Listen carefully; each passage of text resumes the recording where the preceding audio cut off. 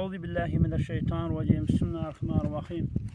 İnna a'taynakel kevser fesalli li rabbike venhar inna şe'aneke huvel ebtar. Sadakallahu azim. Ben salam açıyan şu vakti YouTube'dan ve Insta'dan göze oturumda olamaz. Ben salam açıyan imar sanaki meridatın ve öydeki meridatında olamaz. Hem de çıkan canı sağ olsun. İnşallah hemişe şahat ve serhal bulk inşallah. İnşallah da bimar sen kemeridatında hemen çıkıp kavlam peygamber ve öydeki meridat hemen çıkıp kavlam. Ve göze oturan YouTube'dan ve Insta'dan olan da hemişe canı sağ olsun inşallah. Allah nasip basa. Nasip basa inşallah Allah nasip basa. Öydeki meridat olan hemen çıkıp kavlam canı sağ şahat ve bulk ve öydeki meridat sonra da kavlam inşallah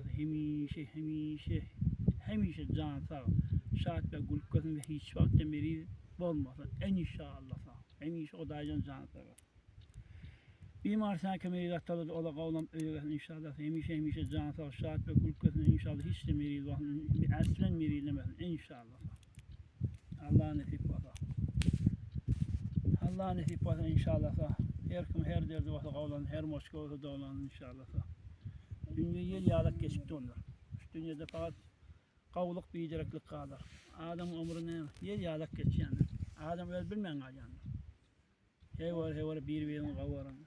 Hatmen bir yıl doğadım. Ölme doğasın. Hatmen bir yıl doğadım.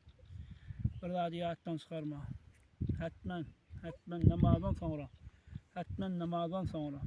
Kur'an okuyunuzda. Doğadınız ölün. Hatmen bir yıl doğadın. Hatmen gitbeyken gitbeyken Kur'an okuyun bir yıl doğadın kavlan deyip ölün doğa okuyun. Hatmen bir yıl doğadın inşallah.